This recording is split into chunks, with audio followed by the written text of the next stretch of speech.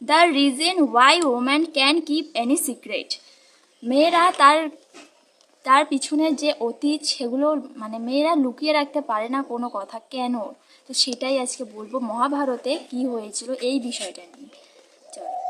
যখন পাণ্ডবপুত্র স্নান করতে গিয়েছিল তখন মাতা কুন্তী তার সত্য কথা বলে দেয় যে অর্জুন পুত্র আমাকে ক্ষমা করে দিও। তখন অর্জুন বলে কি হয়েছে মা? মাতা কুন্তী বলে আমার অপরাধ যেটা তোমাদের থেকে আমি লুকিয়েছি, যাকে তোমরা সবাই শত্রু ভেবেছিলে সারা জীবন। ওই অঙ্গরাজ কর্ণ আমাদের বড় ভাই ছিল। যদি তখন অর্জুন বলে আমি আমার নিজের ভাইকে নিজের হাতে হত্যা করেছি।